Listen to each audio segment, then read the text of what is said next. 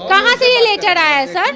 इसी पता है तो ये तो भाई ये तो फेक भी हो सकता है ना, हम कैसे रियल मान लें? और जो आप लोग रोक रहे इस लेटर को लेकर के, ये लेटर छपा हुआ है और सारे स्कूल के प्रिंसिपल को ये लेटर व्हाट्सएप पे भेजा गया, लेटर जारी किया गया सिर्फ और सिर्फ यहाँ की चीजों को छुपाने के लिए। आप लेटर लेके आइए मेरे पास कि हम आपके विद्यालय का इंक्वायरी करना चाहते हैं। कहाँ तक पढ़ी हुई है?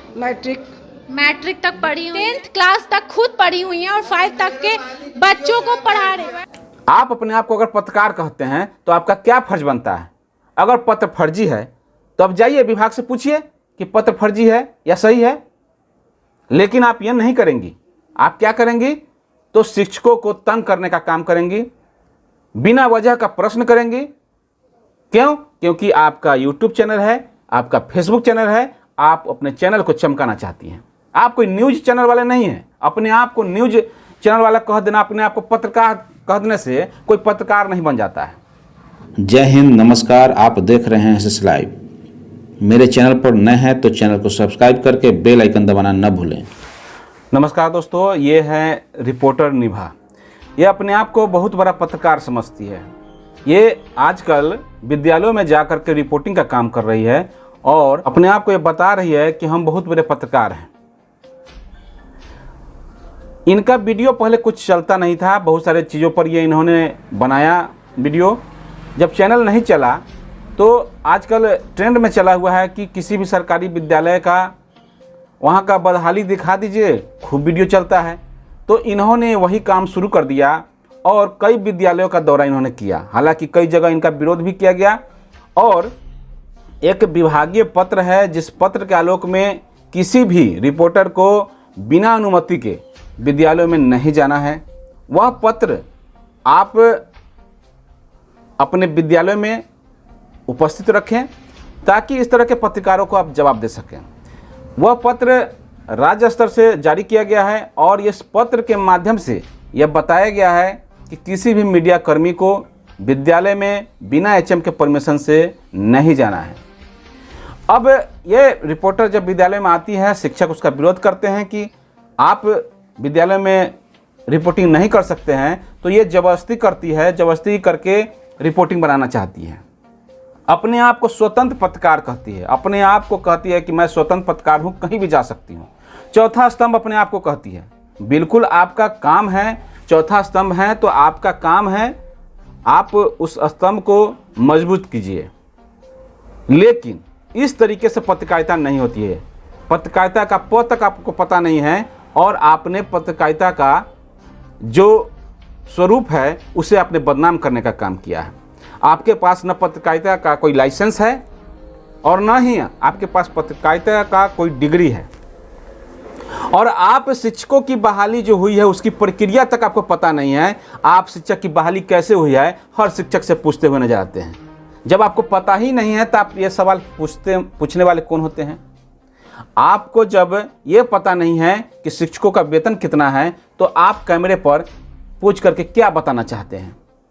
क्या आप लोगों के समक्ष ये बताना चाहते हैं कि शिक्षकों का पेमेंट इतना है? आप किसी अन्य पदाधिकारियों का आज तक पेमेंट पूछा है आपने? आप अपने वीडियो को 25 पैसा 30 पैसा कमाने के लिए, व्यूज के माध्यम से आप वीडियो को चमकाने के लिए शिक्षकों को बदनाम करने का काम कर रही हैं। और सिर्फ शिक्षक को ही बदनाम नहीं कर रही हैं बल्कि सरकारी शिक्षा व्यवस्था को आप बदनाम कर रही हैं। सरकारी शिक्षा व्यवस्था को आप खत्म कर देना चाहती हैं। आप लोग चाहते हैं कि सरकारी शिक्षा व्यवस्था निजीकरण के रूप में प्रस्तुत हो जाए, सरकारी शिक्षा व्यवस्था निजी हाथों में चला जाए। और इसी के लिए आप लोग एक काम कर भी रहे हैं। अगर आपको सही मायने में सवाल खड़ा करना है, अगर आपको सही मायने में आपको लगता है कि सरकारी विद्यालय अच्छा होना चाहिए तो आप सिर्फ और सिर्फ शिक्षक से सवाल नहीं करें, बल्कि आप शिक्षक के साथ साथ उन पदाधिकारियों से, आप उन समाज से, आप उस सरकार से प्रश्न कीजिए कि इस तरीके का व्यवस्था आपने क्यों कर रखा है कि आज सरकारी शिक्षा व्यवस्था दुरुस्त नहीं हो पा रहा है। तो आपकी इतनी हिम्मत नहीं है कि आप सरकारी शिक्षा व्यवस्था को दुरुस्त करवा सकें क्योंकि आज तक तो मैंने कभी नहीं देखा है कि आप पदाधिकारी के पास गए हैं और कोई सवाल किए हैं। आपकी इतनी औकात नहीं है कि आप पदाधिकारी के पास जाकर के सवाल जवाब कर सकें। आप सवाल किनसे करते हैं? तो जो निरीह प्राणी हैं, जो शिक्षक हैं, आप उनसे सवाल करते हैं। उनकी बहाली प्रक्रिया क्या है, इस पर उंगली खड़ा करने वाले आप कौन होते हैं? बहाली चूंकि किसी का बपौती तो नहीं था कि अपने मन से चला आया। सरकार ने जो व्यवस्था तय की थी उसी के तहत शिक्षक आए हैं।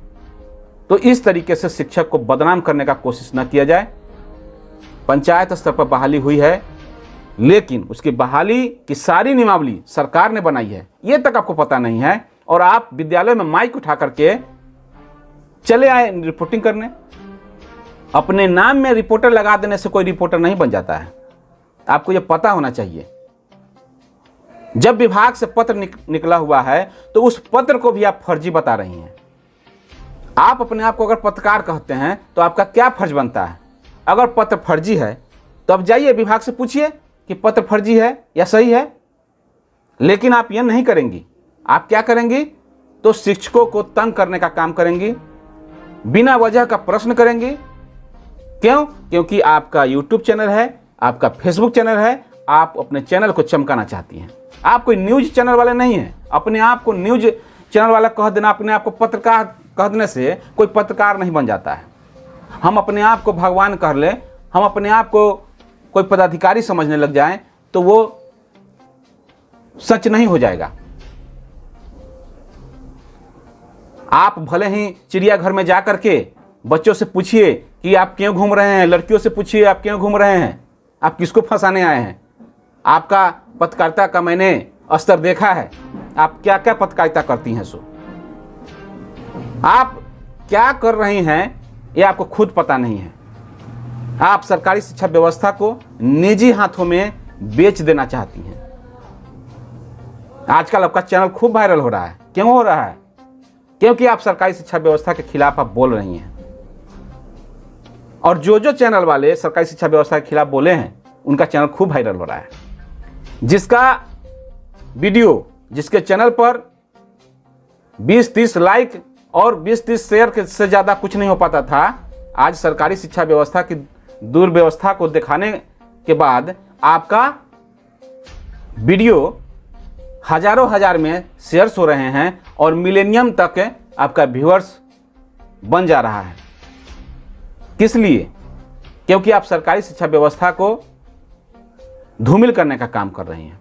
आजकल लोग भी जो हैं, जो समाज के लोग हैं, प्रबुद्ध वर्ग के लोग हैं, वे लोग भी इसी तरह का वीडियो देखना पसंद करते हैं। शिक्षा व्यवस्था को दुरुस्त करने का क्या प्रक्रिया होगा, क्या तरीका होगा, इस पर फोकस होना चाहिए, न कि उसकी दुर्व्यवस्था दिखा करके आप लोगों के नज़र में आप ये बैठा रही हैं कि सरकारी शिक्षा अच्छा नहीं है। आप खुद कहां से पढ़ी हैं आपको खुद ही पता नहीं है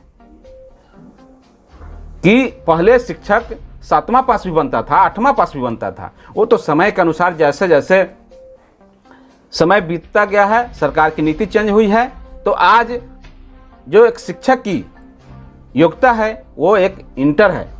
आप अपने वीडियो में खूब बोल रहे हैं कि स्नातक है। आपको कौन बता दिया?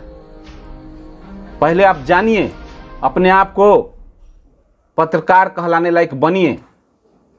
एक शिक्षक की क्या योग्यता होती है? एक शिक्षक बनने के लिए टीटी पास करना होता है। ऐसे ही कोई शिक्षक नहीं बन जाता है। और वो परीक्षा आपसे कभी जिंदगी में नहीं निकलेगा। और आप बनते हैं अपने आप को पत्रकार, तो आप पत्रकारिता छोड़ दीजिए। इस तरीके का हरकत आपके लिए शोभनीय नहीं है। आप एक महिला हैं, इसलिए अभी तक आपके साथ अभद्र व्यवहार किसी ने नहीं किया। नहीं तो बहुतों ऐसे पत्रकार हैं जो विद्यालय में गए हैं, उनके साथ शिक्षकों ने क्या किया है ये भी सोशल मीडिया पर आया है। हम इस तरीके की घटना को सही नहीं मानते हैं, लेकिन आप भी परमिशन लेकर के जो वहाँ की व्यवस्था है, वहाँ की जो कमियां हैं, सरकार को नज़र में लाइए। सिर्फ और सिर्फ शिक्षक को दोषी बता देना, सिर्फ और सिर्फ शिक्षक की कमी को बता देना, ये कहाँ तक पत्रकारिता है? ये कैसी पत्रकारिता है? आपको लगता है कि लोगों का समर्थन मिल रहा है? समर्थन मिलना स्वाभाविक है, क्योंकि विद्यालयों में आजकल क्या हो रहा है, जो सभी लाभ वाला योजना है सरकार विद्यालय के माध्यम से ही चलाती है, और किसी न किसी विद्यार्थी को या छात्र छात्रा को अगर किसी चीज़ में कमी होती है तो वो विद्यालय का विरोधी ऐसे ही हो जाता है। आप वैसे ही समाज को लेकर के विद्यालय में आते हैं, किसी को छात्रवृत्ति नहीं मिला, किसी को पोशाक नहीं मिला, तो इसमें गलती किसकी है? 75% का नियम किसने लगाया है? ये सरकार ने लगाया है। अगर सबको नहीं मिल रहा है तो उसमें दोषी शिक्षक कैसे हो गया? अगर दोषी शिक्षक नहीं है तो 25% जो बच्चे हैं उसके गार्जियन तो विद्यालय के विरोध में हमेशा रहते ही हैं। तो ऐसे परिस्थिति में आप उस विद्यालय में वैसे लोगों को लेकर के पहुंच जाते हैं और ये बताना चाहते हैं कि सरकारी विद्यालय में पढ़ाई नहीं होती है। तो आप बताइए कि जब सरकारी विद्यालय बंद हो जाएगा, निजी हाथों में चला जाएगा, तो ये बच्चे कहाँ पढ़ेंगे या बिल्कुल ही नहीं पढ़ पाएंगे? आप बताइए, इसका जवाब है आपके पास? आप लोगों के चलते सरकारी विद्यालय बंद होगा, निजी विद्यालय चालू होगा, और ये जो बच्चे आज यहाँ कुछ पढ़ भी रहे हैं वो बच्चे भी नहीं पढ़ पाएंगे और वो अनपढ़ रह जाएंगे आप लोगों की वजह से। आप लोगों का जो इस तरह का तमाशा हो रहा है, बार बार हम देख रहे हैं कि कोई भी यूट्यूबर और जो फेसबुक का पत्रकार है, कैमरा लिया और कैमरा भी नहीं, मोबाइल लेते हैं, उठाते हैं और माइक लेकर के पहुंच जाते हैं स्कूलों में। अरे आपको दिखाना है तो जो अच्छा विद्यालय है, जो अच्छा कार्य कर रहा है, उसको भी दिखाइए। कमी है आप उसको समझिए और उससे सरकार से प्रश्न कीजिए, पदाधिकारियों से प्रश्न कीजिए। सिर्फ और सिर्फ शिक्षक को दोषी देना, यह कहां तक उचित समझ में आता है आपको? हर जगह, हर वीडियो में आपको मैंने देखा है, और उस वीडियो में आपने शिक्षकों की जो इज्जत प्रतिष्ठा है, मान सम्मान है, उसको धूमिल करने का कहीं भी कमी नहीं छोड़ा है।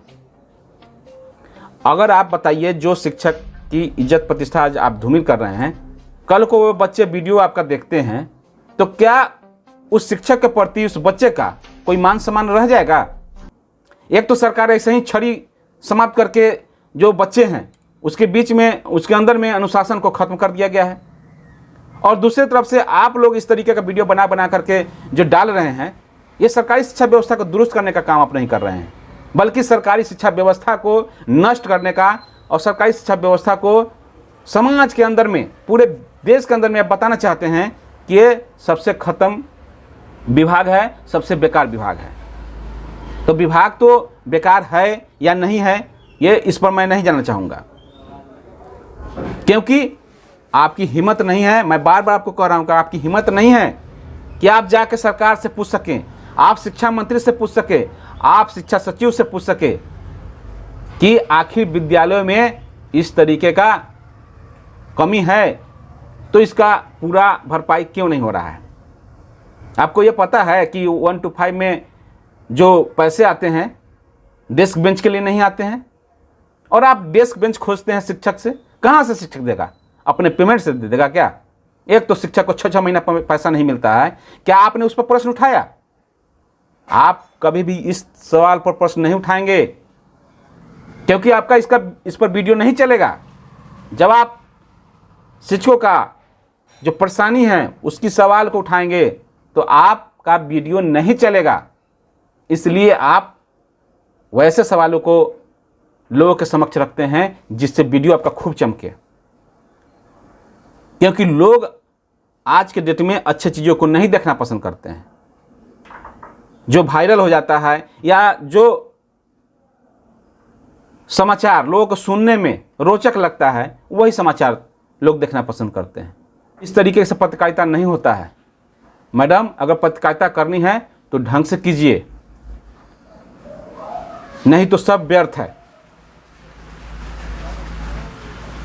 मैं इन्हीं चंद शब्दों के साथ मैं अपनी बातों को यहीं समाप्त करता हूं। अगर वीडियो आप लोग को अच्छा लगेगा तो शेयर कीजिएगा, नहीं अच्छा लगेगा तो कोई बात नहीं है, कमेंट के माध्यम से अपनी प्रतिक्रिया जरूर दीजिएगा।